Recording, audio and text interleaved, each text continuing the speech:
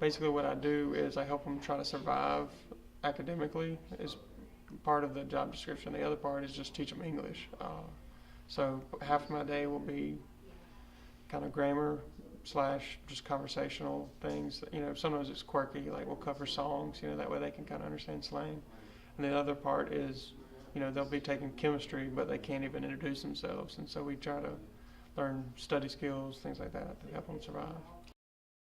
Okay, I would say it comes academic and social will be the two facets that they run into most of the time. Well, academically, they're trying to learn a language, but they only get one period a day to teach them that language. And so for the rest of the day, they're in Mississippi Studies, they're in chemistry, and so they have a lot of stress. I have a huge dropout rate with my Hispanic students, just because when you come in from another school, if you don't have your transcripts and things like that, the school automatically put you in ninth grade because of state testing. And state testing, I don't know if you faced that, but it's huge. And if you don't pass it, well, you don't get to graduate. And if you don't pass it, the school looks bad. And so what the school will do is to protect themselves too, is to put them in ninth grade. Well, I'll have a 17-year-old come in and be put in ninth grade.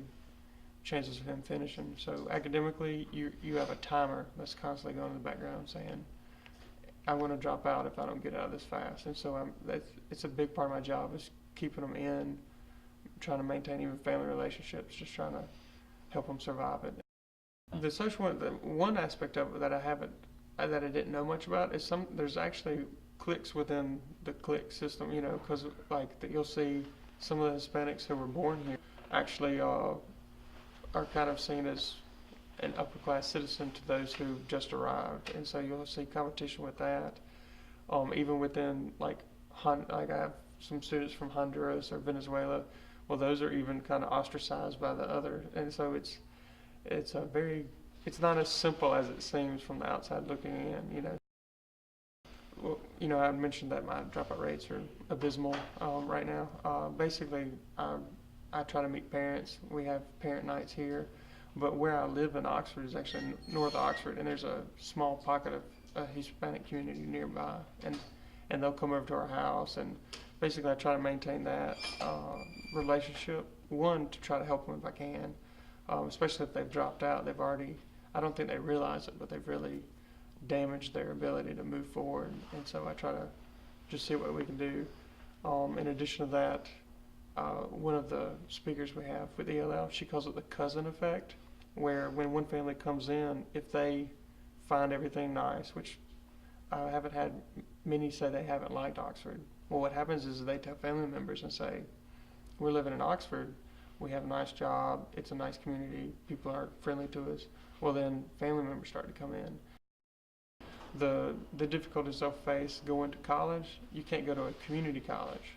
Whereas in Oxford, they had that, I guess it was a law passed where if you're a graduate of Oxford High School or Lafayette High School, you can go to the junior college for free, where they'll pay for your first 2 years. Well, that's not available for a Hispanic student who comes in and doesn't have, social security number, things like that.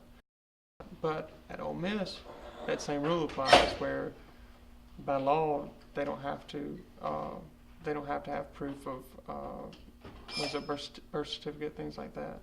And so where it gets them is they have to pay out-of-state tuition, even if they were born here. Born here wouldn't work because they would end up being a citizen. But if they move here shortly after birth and have been here in Oxford, they still won't get residency status on their tuition rate. So.